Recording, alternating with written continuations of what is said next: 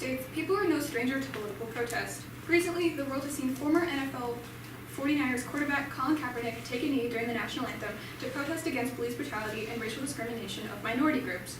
Protest itself is a political tool and unifying factor against controversial issues, but should be achievable in other ways than appropriating and profiting off of movements that are not culturally our own. Due to this problem, we chose to delve deeper and develop our main question of research, which is how has kneeling at the national anthem modernized political protest and opened the door to corporate backpacking for cultural gain? Social media has grown rapidly over the last decade, bringing change on a level that might not be achievable elsewhere. Protest has especially been modernized through online platforms by use of hashtag. For example, hashtag #I'mWithCap, hashtag Black Lives Matter, and hashtag HandsUpDon'tShoot are just a handful of the many hashtags used as a tool to represent racialized bodies and marginalized communities. Working as a podium, social media has the ability to disseminate, escalate, and enlarge the scope of social movements. Around half of Americans have engaged in some form of political protest or social-minded activity on social media in the past year, states researcher Monica Anderson and Sky Tu et al., authors of Activism in Social Media Age. Furthermore, the more people there are, the more strength and support you have to make change. Aaron L. Miller, writer of The Power of Sports to Change American Ideals, illustrates this. When Kaepernick decided to kneel in retaliation to police brutality and the oppression of minorities, he challenged Americans to 1. Rethink how sports play a role in politics, and 2. How politics are all around us. In many cases, the actual meaning and reasons for the protests are twisted into a negative perspective. For instance, when Kaepernick kneeled in protest, as stated before, instead of listening to the players about an actual issue involving systematic racism, they warped the issue into one about the military and the flag, observes authors at SB Nation NFL. Yeah, getting the word out to everyone of a protest is unrealistic. Kaepernick's protest did not lead to changes in people's minds and hearts, but did influence the power of protest. Continuing, Yarmy Mar Bonella and Jonathan Rosa, authors of Hashtag Ferguson, state disadvantages of Twitter activism as fleeting by nature and inherently aggregative.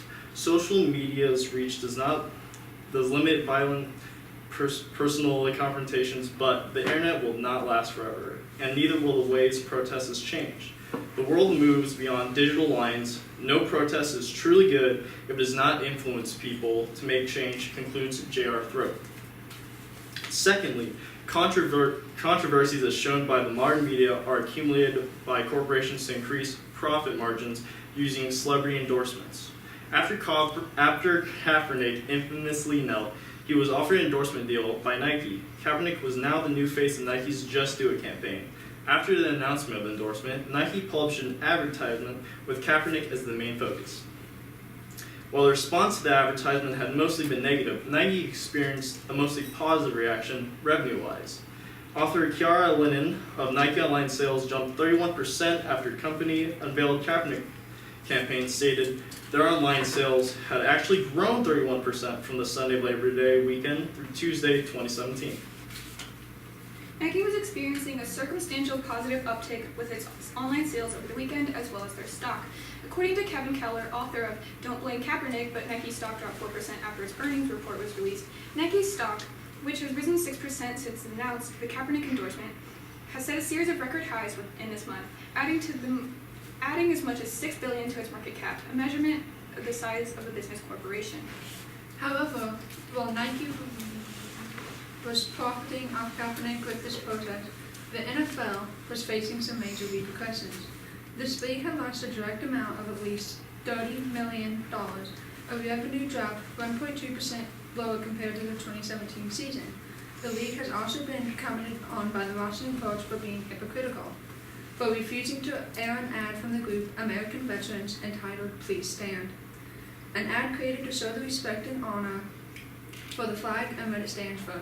They deem the ad too political, which has shown the hypocrisy within the league due to the fact that they have continued to allow Kaepernick and his followers to politically demonstrate during the national anthem by kneeling.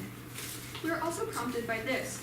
Corporately, advertising in the modern media in the United States has caused racial disparity in minority communities by perpetuating the culture of economically gaining off of their stereotypes. Unfortunately, the current backbone of marketing theory today is armed at Black, Latino, and Asian American consumers, reflects Rossi Petty, and regulating target marketing and other race-based advertising practices. As for any type of advertising, companies have a target-specific audience. When a major political movement grows to a size in which people can profit, major media and companies create a bias to gain the attention of the public. These biases include classism, sexism, homophobia, and most importantly, explicit racism. Think of Aunt Jemima's pancake mix or the Taco Bell Chihuahua, perpetuating racial stereotypes. This is a contributing factor to racial tension in media, but this technique rakes in billions, changing the way modern protest works. Our culprit of this is Nike. But movements such as kneeling and Black Lives Matter do not belong to Nike. As this is done, modern political protests have been shaped to fit the way we advertise and vice versa. Despite this, promotions in our nearing future are not expected to change. According to the article Symbolic Interactionism, its effect on consumer behavior and implications for marketing strategy, companies reinforce and alter advertisements to their advantage by taking a more proactive stance because simply it works. Perpetuating negative things brings a positive outcome for companies profiting. Political protest in the world around us is changing and more widespread, but through harmful methods. As a result of our research, we have found 3 viable solutions, which are: fact check and limit what is shared online to social media platforms, cease funding to large corporations for celebrity endorsements, and put a stop to race-based and target marketing strategies used by CEOs. Continuing this, fact checking what is said online before resharing it could be a simple solution to a looming issue, but more complexly, hiring moderators and developing AI for each social media outlet to check facts, data, and statements would take hold of the issue as a whole. By doing this, the spread of misinformation and political solutions would be limited, while it is still allowing social media to act as the platform it is. As stated in the article, #Ferguson, social media itself is a site of both political activism and social analysis. The internet will always remain a place for activism and media representation in the future, but what is said online should be honest to who reads it. Another potential solution could be limiting funding to large corporations to keep them from using social and political issues combined with celebrity endorsements in their advertisements to increase their revenue.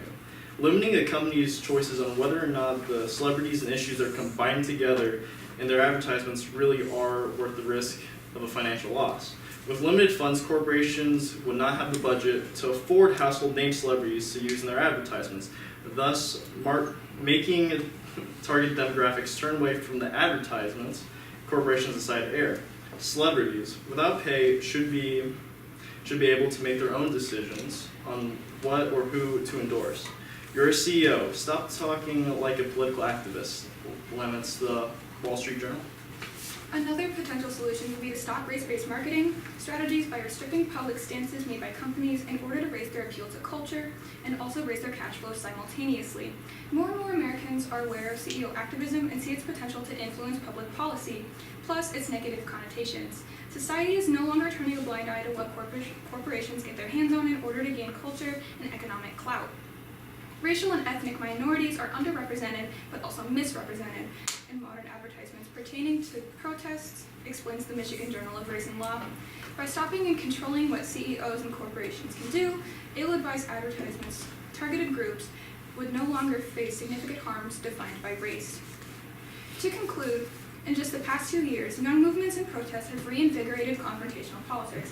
Twitter hashtags, celebrity endorsements, and race-based advertisements are just a few examples of how protest is changing. Consumerism has demanded that symbolism and promotion be used to wrongfully grow movements with the expansion of modern protest. The problem here is self-evident. Protests such as kneeling at the national anthem do not and will never belong to major corporations like Nike, but their grasp on them is still there. If we continue to provide unsuccessful and inefficient substitutions for advertising, corporate companies will continue to backpack off easy-to-reach cultures as long as it lives. But with such harsh effects as racial stereotypes and cultural theft for profit, it is necessary we highlight the issue.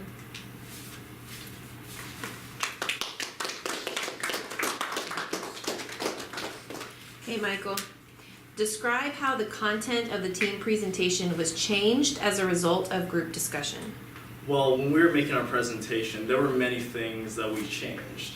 For instance, when we were doing this, I am our economic lens, and so I started to then, I was talking about, you know, money, revenue-wise, and everything like that. Then I started to dwell deep into like their lenses, which is cultural, social, and ethical. And as a result of that, they looked over it and they changed it. So then I focused primarily more on like economic and economic lens. I started talking more about factual stats and of these companies and so forth. Cora, what is an example of a compelling argument from one of your peers' individual reports that you decided to exclude from your team presentation, and why? I would say we excluded some stuff from Alex's paper that were really interesting.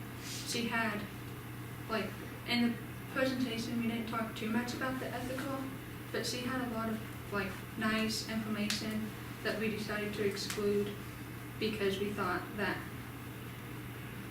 it was, like, it was important, but it wasn't super, and we needed to focus on the cultural gain, which is economics, and the modernizing of protest.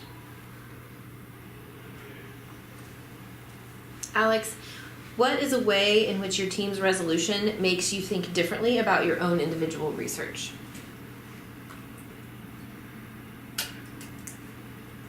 Can you repeat the question?